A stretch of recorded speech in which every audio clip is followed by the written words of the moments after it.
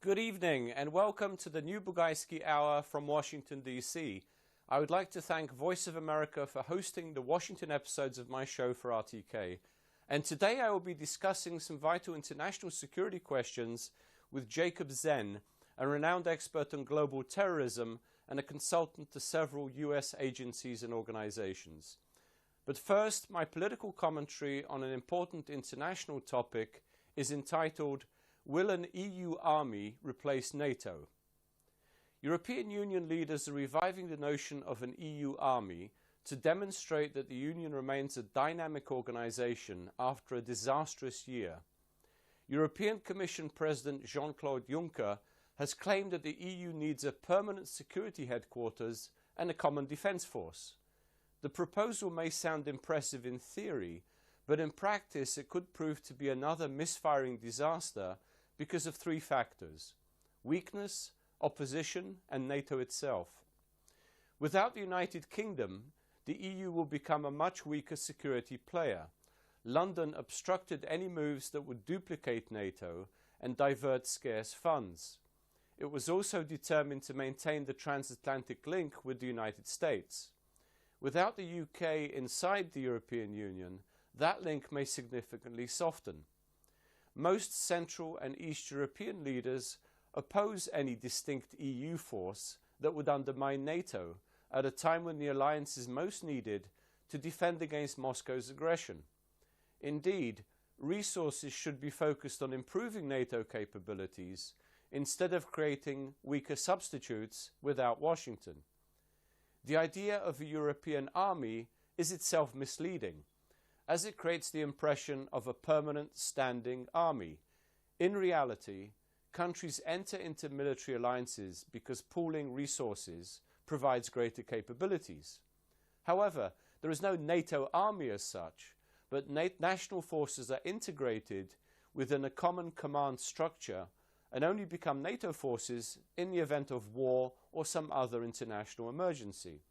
The bigger problem for any proposed EU army is NATO itself, because defense resources and military personnel are finite. Moreover, without US involvement, Europe simply could not handle a major war, whether within or outside its borders. Juncker argues that the EU must improve its command and control facilities so that military missions are coordinated. If he is suggesting a limited mandate for a small multinational crisis response force, then that could prove valuable. A crisis response force can help strengthen the EU's borders, intercept refugee smuggling, combat piracy, provide humanitarian assistance, and contribute to counter-terrorism operations. Such missions would not require US involvement or massive military weight. The motive behind an EU army may be rational, to demonstrate that Europe should be taken more seriously as an international player. However, another failed project that is more rhetoric than reality will simply deepen the Union's decline.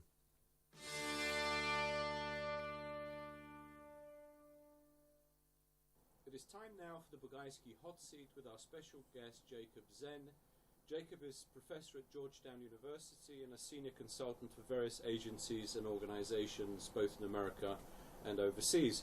Thank you very much, Jacob, for joining me here at the VOA studios in Washington. You're welcome. My pleasure to have this discussion. And I'm sure we have a big audience in Kosovo because of the interest, of course, in international terrorism, as well as domestic terrorism that we've seen recently in Pristina.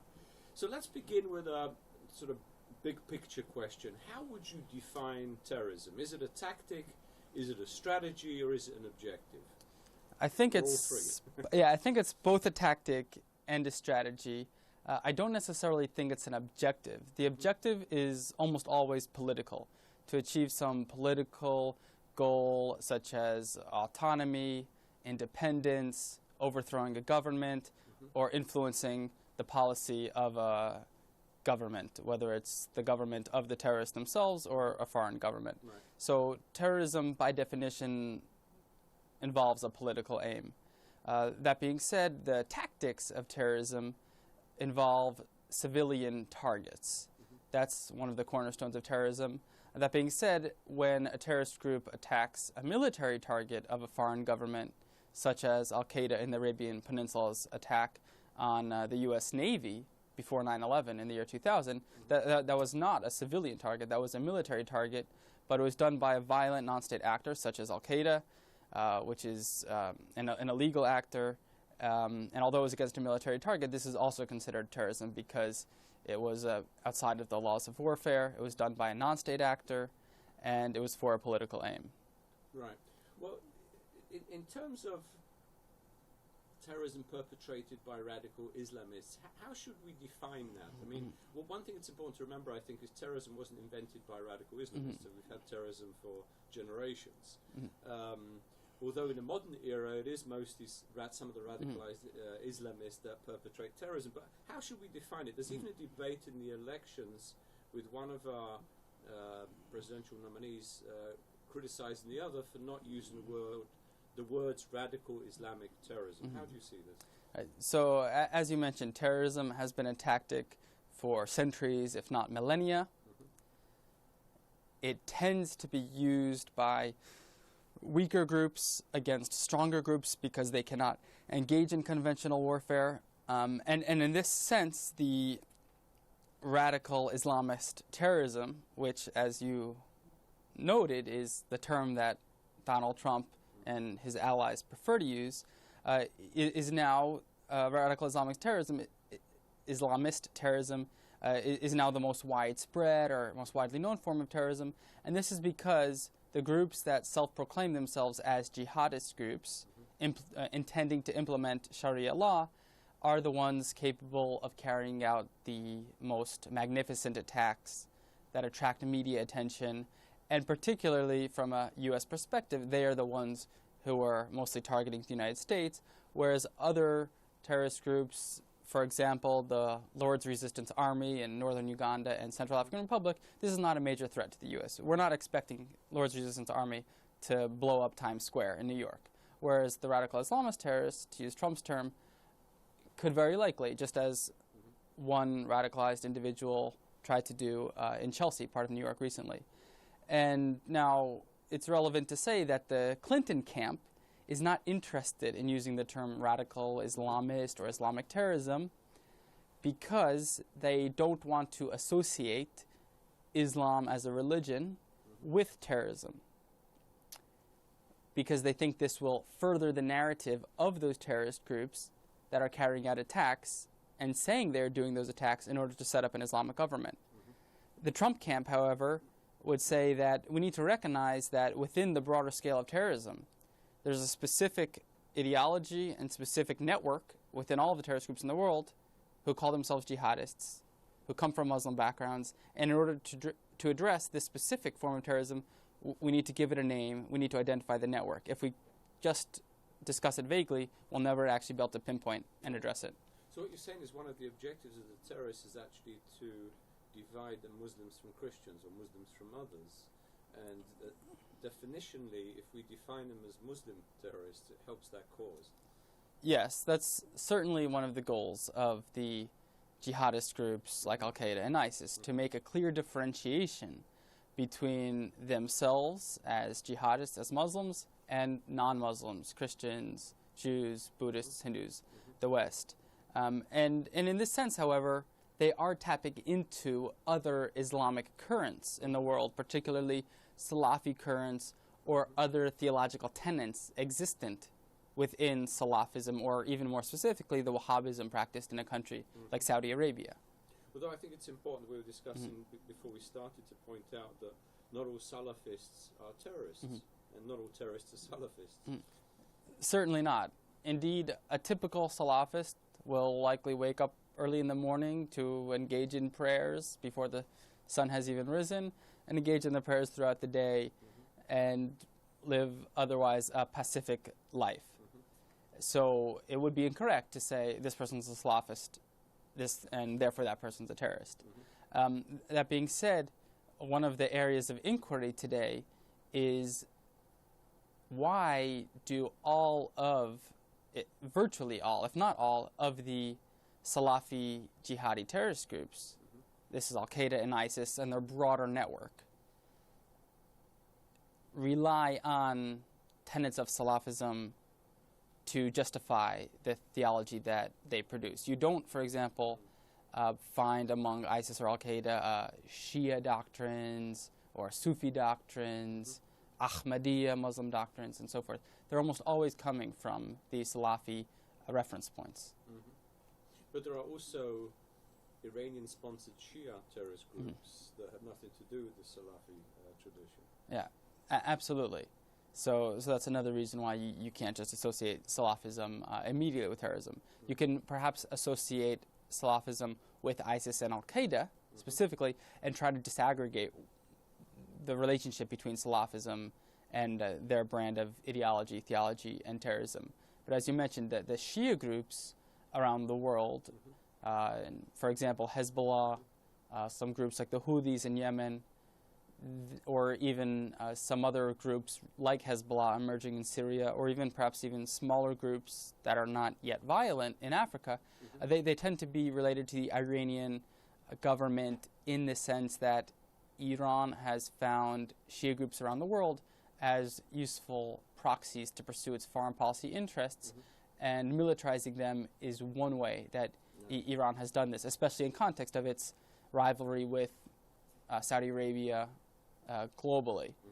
These groups are perhaps a different genre or typology of terrorist group in the sense that they tend to have some type of state backing. Now, ISIS and Al-Qaeda also have some type of state backing, but perhaps we can say it's more under the radar than is a group like Hezbollah to Iran. Understand. Let me ask you, Jacob, in a global context, how significant would you say or threatening is jihadist terrorism? Is it on the rise? Is it on the decline? Or are we going to see a sort of pattern of sporadic attacks, maybe concentrated at sometimes, and then there's a crackdown on these groups by intelligence services and police forces and so on? It's going to die down and then reappear. Is this a sort of constant menace that the West is going to face? Well, one of the big threats of this jihadist terrorism that we see today is that they're very effective on social media. They're very effective at getting media organizations to focus attention on them, and therefore they're able to instill a lot of fear in publics, especially in the West, where there's a rather open media. So, like almost all terrorists, actually, ISIS, Al-Qaeda, and their like, do seek to provoke a response by their terrorist actions.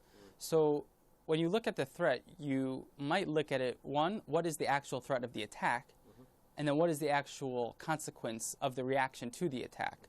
So if a group like ISIS or Al-Qaeda were to carry out 3 attacks in New York in the coming weeks before the election that kill 8 people, you could argue that the magnitude is not that great in the grand scheme of things. But the psychological effect and the effect that it would have on the population, if these were, say, a car bomb, a suicide bomb, and some other backpack bomb on a subway, would have a huge psychological effect. It would cost a lot of money probably on the part of the U.S. to try to counter these types of attacks in the future. There would be huge political ramifications because Donald Trump, for example, would likely actually be the beneficiary in terms of the fact that he would say, look, these are radical Islamist terrorists, Hillary's not saying it.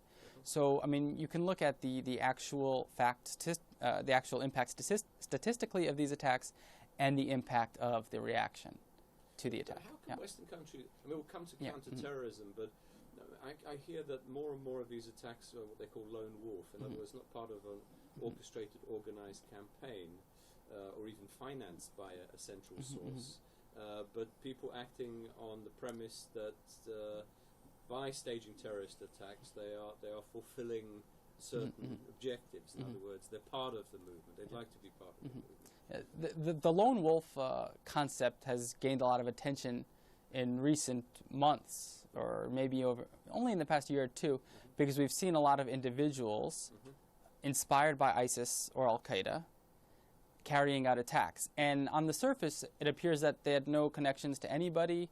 They just did this all on their own. Now, this typology of lone wolf, however, is being challenged increasingly by analysts, because we're finding that a lot of times they're not as lone of wolves as they seem.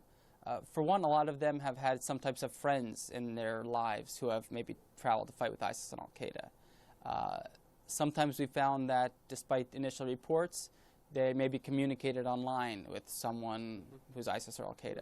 So usually they tend to be less lone than we expect. But on the other hand, we also need to understand that a group like ISIS, part of its mission is to create lone wolves. This is part of its business model. Its business model is to reach into far corners of the West, the United States and Europe, and find that person who's perhaps isolated from his community, angry, dissatisfied, has a grievance, has an inner demon, and get that person to carry out an attack. So it might not be helpful from a counterterrorism perspective to simply say, oh, this is just one person who is having a bad life, who did something in the name of ISIS. Because ISIS is trying to reach those types of people across the board. Let us turn to Europe now specifically. How vulnerable is Europe to terrorist attacks? And which parts of Europe? We've seen attacks in Paris, in Brussels, in London, Madrid in the past, and so on. Are there particular countries that are more vulnerable, would you say? And I have a sort of second question I'll follow on from. The immediate answer is that Western Europe is quite vulnerable. The UK, France, Belgium, even the Nordic countries, and this is because they're high-prized targets. It'll get international media. Now, if you were to carry out an attack in Slovakia, for example, maybe not as much. People would first need to ask CNN, where is Slovakia, to be honest, in the United States. No offense to Slovakia, right? Right. This is Kosovo only. But so you get high prize value by attacking a country like France. Moreover, these countries in Western Europe, Germany also, are the ones funding a lot of the counterterrorism operations against groups like ISIS and Al-Qaeda. So then you have the revenge narrative. In addition, you have the issue of Muslim minority populations, often second, third generations in these countries, who likely do not feel that they're the fabric of French culture, which historically is defined by being ethnically French, French by ancestry, French by Catholic religion, for example. By language. Language. And so when you have these North African communities that feel that they can't be part of the fabric of the country because of the way the country is constituted, then ISIS and Al-Qaeda will try to reach in with their own narratives about Islamic unity and say you need to carry an attack against the other. And you do have significant and rising Muslim populations in Western Europe as opposed to Eastern Europe like Hungary, Poland. You have very low populations. And now with the refugee wave and migrant wave into Germany and neighboring countries, as we saw in the Paris attacks, we have, one, the issue of ISIS infiltrating people among the refugees. That's going to be my next question. Right. Actually. So we can continue on in a moment. Right. But then you also have the possibility that these refugee communities and migrant communities will never return to Syria. If Assad wins, they'll say, we're not going back to Assad. If ISIS were to win, they'd say, we're not going with ISIS. And if Al-Qaeda or these other rebels who are associated with Al-Qaeda win, they'll say, we're not going to go back there. So you might have a lingering multi-million person constituency of new immigrants to countries like Germany that'll filter into other countries that will face some of the same ethno-linguistic, religious identity issues that we're seeing pop up in France now. Well, to what degree is it true, to what degree do we know, let's say, that there is infiltration of ISIS and other terrorist cells within the refugees that have been coming into Europe? I think over 1 million came to Germany, for example, last year. Numbers have gone down a bit. But it certainly played into the sort of populist nationalist narrative of keeping all refugees out, both in Western and Eastern Europe. How much truth is there in there? Well, you have, on one level, ISIS's narrative, which is that all Muslims should come to the caliphate and there's no need to be a refugee. So what it says is anti-refugee in the sense that it wants the people to stay in the caliphate. Why would you go to the land of Christians? On the other angle, you have two typologies of what we could say ISIS members among the refugees. There were ISIS cells in Syria dedicated to sending ISIS members back to Europe to launch attacks, to disguise themselves as refugees or migrants. And that's what we saw in the Paris attack. The number is a very small, minute number of the more than 1 million migrants that have gone to Germany or elsewhere in Western Europe. But it was a significant enough number to carry out the Paris attacks as well as subsequent attacks in Belgium and other broken up cells. So we need to admit that ISIS has attempted to send members through the refugee wave. The numbers we can dispute, it's going to be low, but if it were up to 200, that's enough of an effect to likely cause populations in Europe to say we don't want any more, even if it's as low as 200 ISIS members. The other typology is that ISIS is also trying to reach out through social media to attract migrants and refugees who went to Europe without any connection to ISIS whatsoever, and saying, hey, now you're a refugee in Germany, maybe you're not being accepted in your asylum applications, your living conditions aren't good, you don't speak German, now you can send ISIS a video promising an attack and then go stab somebody and you'll be recognized in our propaganda. And that's another type of recruit. Right, right. But, I mean, this comes down also to what motivates some of these people. You already mentioned resentment, anger, second, even third generation Muslims, some Muslims born in Western Europe, various West European countries may be prone to recruitment.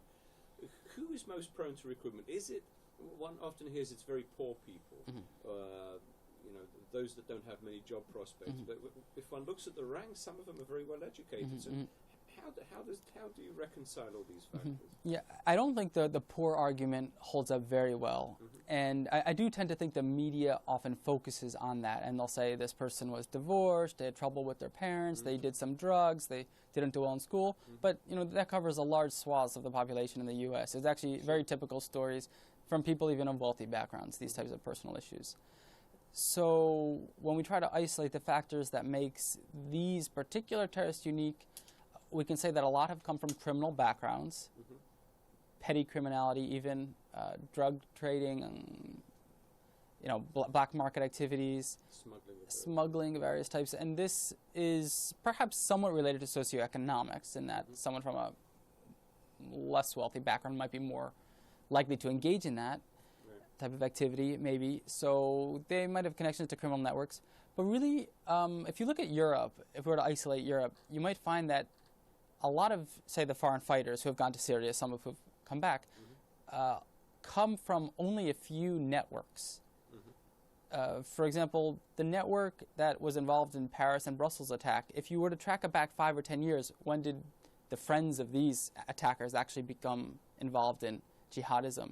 You might find that there was sort of one preacher, or maybe a group of a few preachers, and the authorities tended to leave them alone, felt that they were marginal, not important.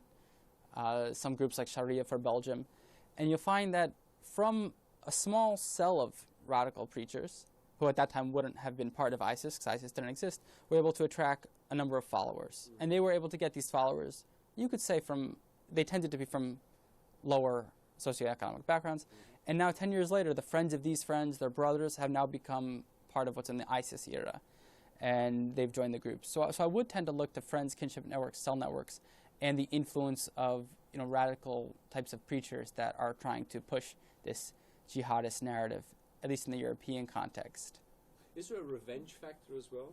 In other words, family members of those that have been killed in the Middle East or elsewhere seek revenge against Western countries? Yeah, I mean, in the broader context, part of the ISIS and Al-Qaeda ideology is sort of a meta battle with the West, which is just a broader revenge narrative, saying that you know, Muslim lands are threatened by the West. So regardless if you have a kinship tie, you need to engage in revenge against the West, and those Muslim Westerners are the perfect candidates.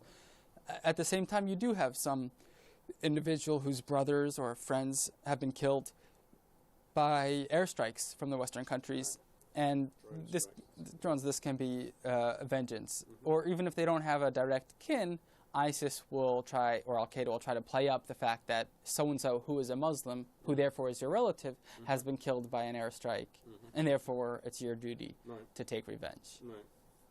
So in terms of recruitment in the West, one often hears stories about some of these radicalized imams that have studied in Saudi Arabia, particularly some of the radical Wahhabi schools, come back to places like England and Germany, preach locally, and you know, clandestinely they're recruiting people for the front for ISIS.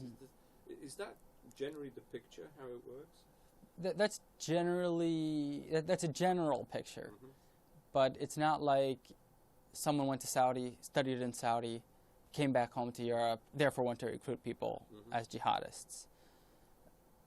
That being said, those individual preachers that you do find that are recruiting people, however small a number they may be, will tend to base their theological arguments on a very similar theological argument that Wahhabism or Saudi has for its own domestic policies. And this often includes hostility towards Jews and Christians, an idea to separate oneself and one's community from Jews and Christians and the broader public, and using the same theological reference points and historical analogies that exist within Wahhabist narratives. That being said, they don't only rely on these theological arguments when they're seeking recruitment. They might say society didn't treat you right, French society, German society didn't treat you right, whether that's true or not. We give you justice, they don't. Yeah. We'll give you justice. If you didn't do well in school because you weren't good, then this type of radical preacher will take the blame off you. Say it wasn't your fault. It was society's fault. So it's sort of a victimization, revenge, it's not your fault narrative. And if you need any sort of theological or godly support to add to whatever grievances you might have, the radical preacher will also have that card in his hand. There's also the coming utopia, which is what the communists always used as a recruiting tool. That we're going to create utopia on earth through struggle, through class struggle. This is now religious struggle.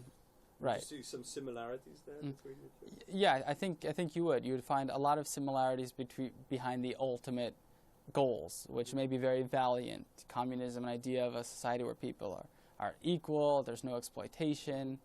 And here in Islamic society where we have Sharia law and everyone is governed justly according to God's law.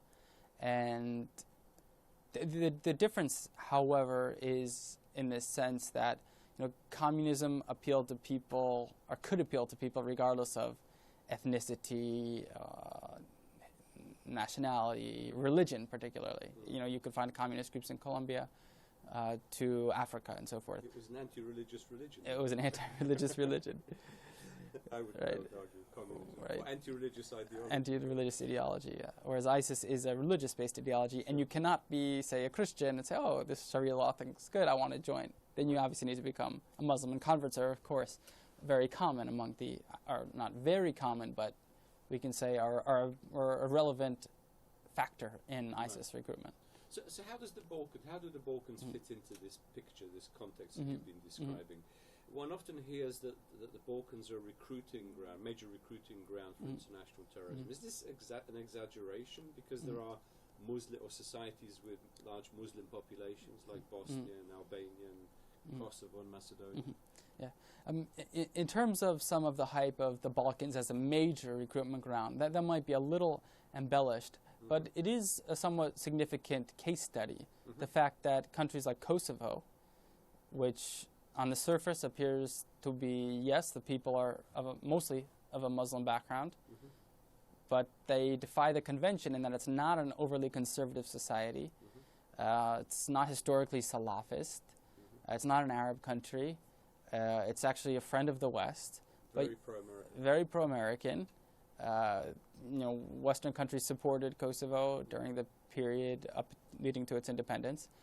And yet you've seen proportionally an extremely high number of Kosovars going over to a place like Syria to fight, and some of them becoming prominent fighters themselves. So it's sort of the fact that this study of Kosovo defies convention about what one would expect from ISIS fighters is why it really draws attention, because it shows that ISIS can have appeal among broad swaths of populations that are Muslim by background.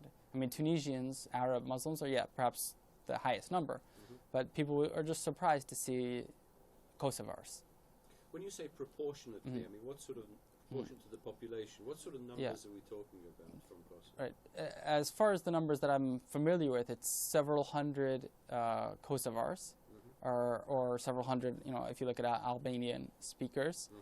And so you might have, say, 4 or 5 times as, Frenchmen more than Kosovars, but you also have a much bigger population in France. Sure. That being said, the Muslim population in France is perhaps several million, but you're at least seeing, compared to the population of Kosovo, compared to the size of the country, quite a more people than you might expect. I mean, more Kosovars than Americans may have gone to Syria, for example.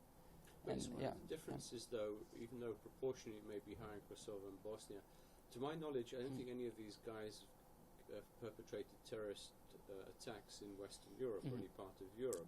They go and fight overseas, whereas some of the ones we're talking about in Paris and Germany and other countries actually do perpetrate terrorist attacks where they live. Right. And I think part of what might explain that is that ISIS has a pretty low incentive to try to carry out an attack in Pristina compared to Paris. And it might not be on the strategic radar of ISIS to invest resources in attacks in Macedonia or some country like that. But it might also be that, you know, Kosovars don't necessarily have a huge grievance against their own country population, but they might aspire to the glory of jihad that, you know, ISIS promotes in its narrative, or they might be looking for some other things that ISIS claims to be able to provide them. And plus, Kosovo is relatively close to Syria, so it's also pretty feasible to get there. Isn't part of it also machismo? That's one thing we haven't talked about. In other words, you know, my employment prospects here, they may not be that good, but if I get a gun, put on this sassy-looking uniform and black bandana and so forth, I'm going to appeal amongst my peers. I'm going to look like some sort of hero, be able to get more girls, this sort of stuff. Yeah. Is there some of that in it? Yeah, there's pretty key gender dynamics in the ISIS recruiting that could appeal to someone in Kosovo or in some other country. But perhaps in the Kosovo, Albania area, perhaps more so, given the way that machismo or masculinity, even hyper-masculinity plays out there. On the one side, ISIS almost promotes something like a homoerotic narrative. You'll constantly see in their propaganda, you know, men, buddies, you know, side by side, you know, hugging each other in victory, almost sharing love with each other. At the same time, ISIS also promotes a narrative in order to recruit men by saying, here, unlike in your home country, you know, the women will sort of be under your control. They will stay at home. They'll do what they want. They will supply you as you go into jihad. And as you mentioned, for somebody who's not feeling control in their own life, they might be interested in this type of narrative as portrayed by ISIS. Not to mention all the virgins one gets upon martyrdom in heaven, right? Right, it goes without saying. Let me ask you, so in Kosovo in particular, but also in some of the neighboring countries, in Albania and in Bosnia, what are the main, let's say, drivers of recruitment? You've already mentioned some of them. Is it a younger generation that's coming up that doesn't have that much knowledge about the West and what America and West European countries did to liberate them? Are they looking for some new ideology? Are they, I mean, in Europe itself, there's a lot of disillusionment with the way democracy works, for example. Would you say there are some common factors across borders here? Yeah, I think within the Balkan region, you might look to the previous generation and to the new generation for some explanations. For one, in terms of the Salafi jihadi movement, namely ISIS and Al-Qaeda, the Balkans does hold some special meaning for them because that's where they sent a number of fighters during the late 90s or even mid-90s when the Balkans was at war. Mujahideen from Afghanistan, actually. Yeah. Right, so that was sort of one of the starts of the whole jihadist movement that you know, later became very prominent in the 90s in Afghanistan, post 9/11, and in Bosnia, not so much Kosovo, particularly Bosnia. And even so, you might find some people from that generation who are now older. They sometimes could still be involved in some networks here or there. Right. So this region is known to the Salafi jihadi networks. At the same time, you might also find some unique things about the newest generation of Kosovars or people in this region. This is a new country, and there's not a very strong religious framework, perhaps due to historical reasons, in that religion during the Yugoslav period wasn't necessarily promoted, or Islam per se. So similar to what you might see in Central Asia in the post-Soviet context, you might see a sort of vacuum in the religious discourse, and within this vacuum you will find proponents of ISIS and Al-Qaeda's religious theology try to enter the fray and take advantage of people that really are trying to discover their identity and that might be looking for it in religion, and then they'll try to bring you over to ISIS and Al-Qaeda theology. Now, this is also where the issue of funding of mosques and Islamic centers in the Balkan region comes into play, because although you won't find state funding of ISIS or Al-Qaeda within the mosques in the Balkans, you might find some of the similar theologies that ISIS and Al-Qaeda proposes within the mosques, but in a Pacific context. And it's within this framework that ISIS and Al-Qaeda might try to say, well, you're on the right path here, but you're not advocating violence, and rather than the more pacific way here, take what you believe and let's add violence to it. And if they can get a few people, they're already making headway towards their goals, because they only need a few hundred. So presumably there's a struggle, not just between these people and the Christian world, if you like, but more of a struggle within Islam for authority. And I've heard stories of some of these guys who do come back from Saudi Arabia, maybe they've studied over there, who say, well, our traditional Islamic community, these imams don't really know pure Islam, don't know Islam very well. They were allowed to practice in communist times, but it was watered down, it was very secularized, it's not pure Islam. So presumably there's that ideological struggle within Islam as well that's very important. Yeah, that's right. And it is difficult for a Kosovar imam to compete, in my view, with a Saudi imam. Saudi is the custodian of Mecca and Medina, the holy sites. Saudi speaks Arabic, the language of the holy books. Islamic history took place in Saudi, and it gives Saudi and the neighboring Arab region a lot of legitimacy in the broader Islamic context. And someone who's trying to study Islam is more likely to go to Saudi or a neighboring country to Saudi than to, say, Pristina to study Islam. And the type of Islam in Saudi is ultra-conservative. It's, I think we could say empirically, not tolerant of people becoming Christians there or espousing Judaism. You can go to, or becoming atheist, or homosexuality, or a whole other bunch of issues. And they have a lot of money too in Saudi, so they're able to bring people by loads there. And you're right, if someone's going to study in Saudi and be treated well by the financial scholarships and whatnot, they might come back to Kosovo and say, the way we look at this, society trying to westernize, trying to become democratic, trying to be European, and then they might look to the other pole and say, we should, instead of trying to be like the Europeans or not, we should fall back to our Islamic identity and try to be more like Saudi. And if they feel that their vision is not being accommodated, then you might try to join up with a group like ISIS that does live in your fanciful type of society. So in terms of counterterrorism or prevention, how does one prevent, how do governments, mosques, Islamic communities, other religious leaders combat this phenomenon? In other words, not religiosity, but radicalization which turns to violence, in particular in the Balkan context. The Balkan context faces a challenge in that there has really not been a solution to the issue that we just discussed, which is that if we can say empirically that it's not a tolerant type of religion of Islam that is practiced in Saudi and neighboring countries even, and that they're funding mosques in the Balkans that maybe don't preach exactly what exists in Saudi, but they preach similar narratives, the governments are faced with an issue where are you going to ban the funding of mosques that can appear as anti-religious? Are you going to say you can fund the mosques, but we decide the preachers and they should all be Kosovars? That also can strike it imbalanced, as if you're trying to dilute or you're restricting religion.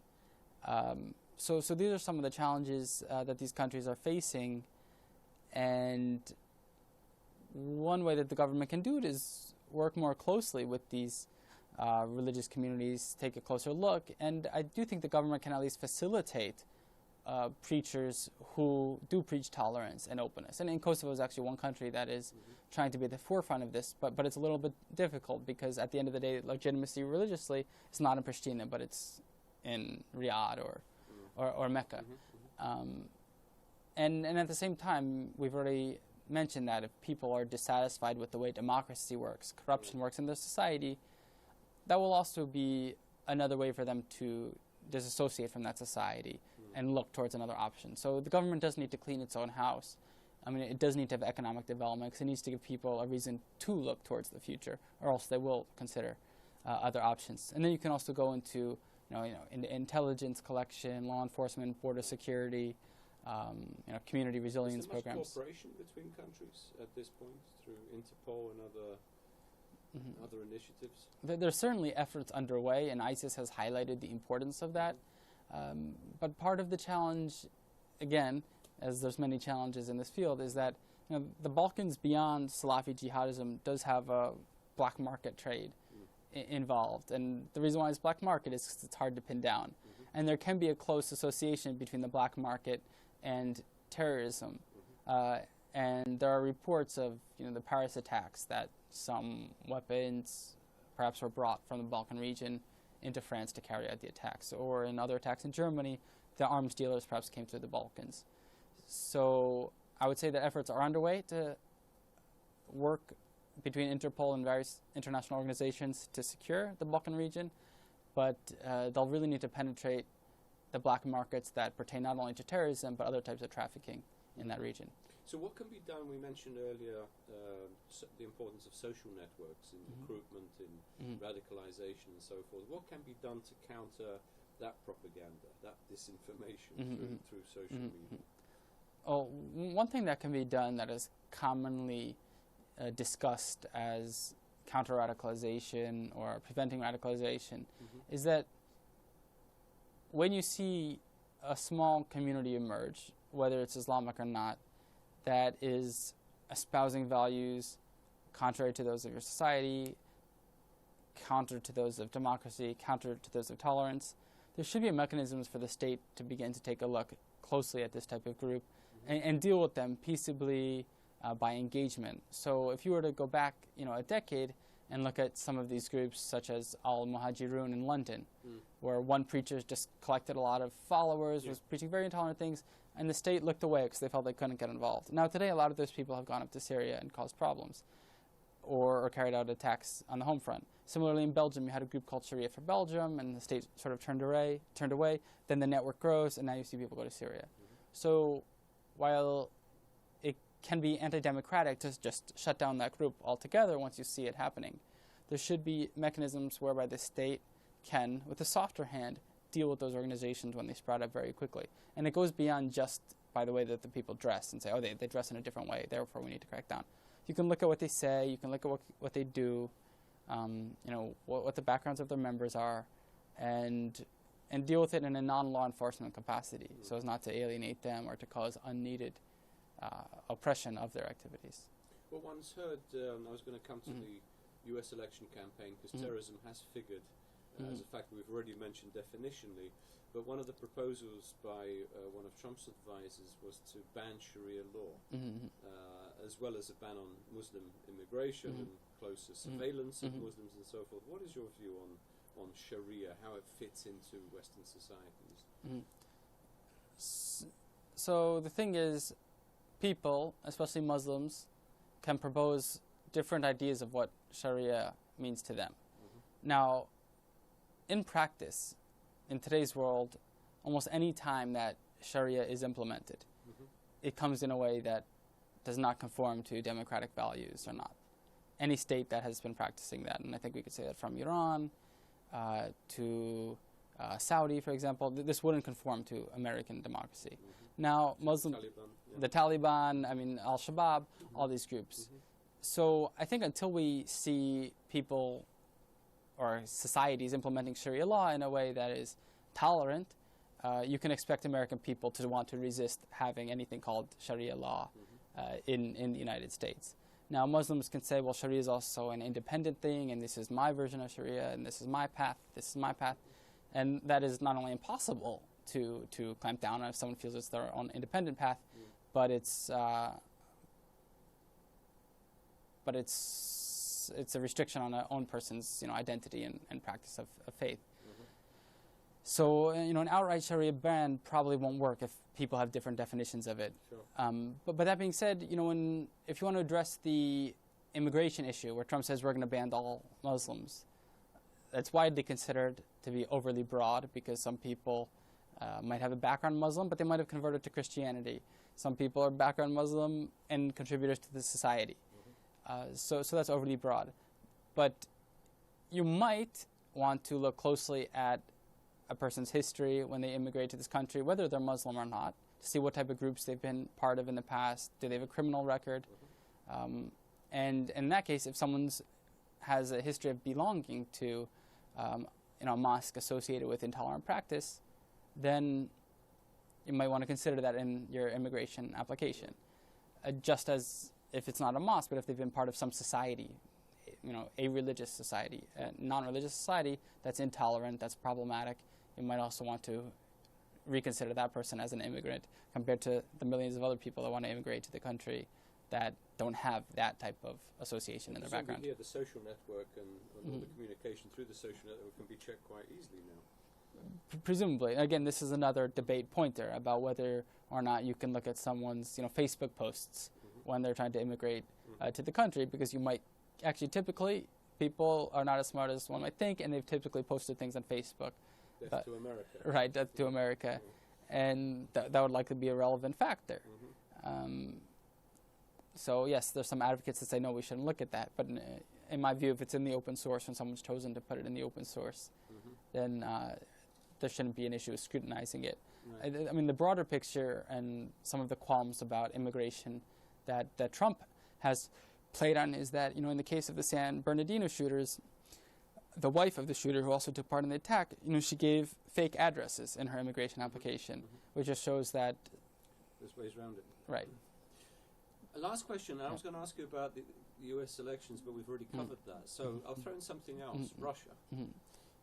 What is the role of Russia in counterterrorism? We tend to assume, or at least some of our politicians assume, that Russia has the same objective that we do in fighting ISIS, fighting international jihadist terrorism, and so forth. But clearly the Kremlin has its own agenda, an anti-Western agenda, in which some of these groups can be used to their advantage. How do you see it? So I'm going to look at it from two perspectives. From one perspective, the way that Russia was portrayed in the debate is probably not accurate. For example, Russia is attacking ISIS in Syria. It has bombed ISIS. And it is also bombing Al-Qaeda.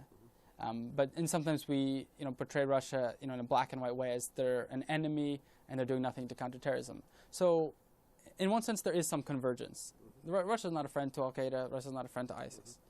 At the same time, Russia's tactics is what has come under great scrutiny, such as attacking a humanitarian aid convoy, which the U.S. has made an allegation against Russia for doing, which would be a war crime. So there's that issue on the other side.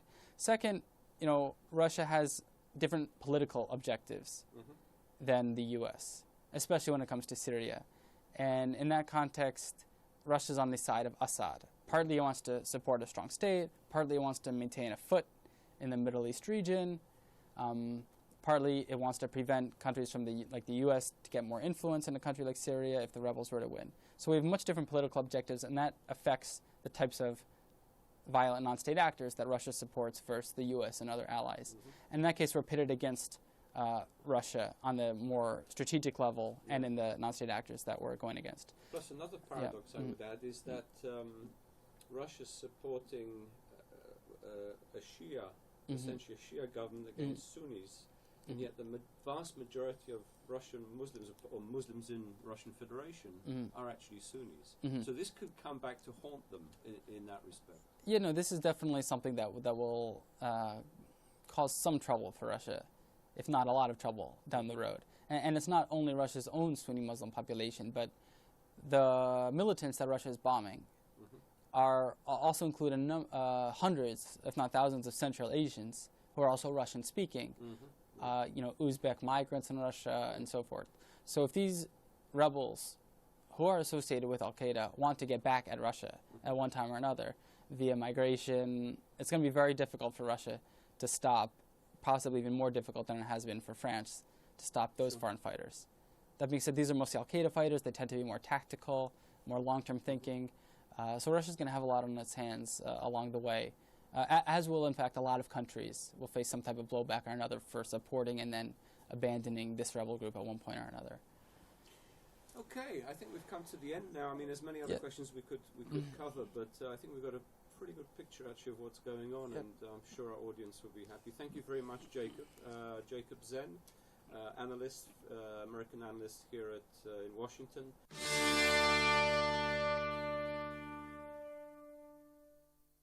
Unfortunately, we have already come to the end of today's show.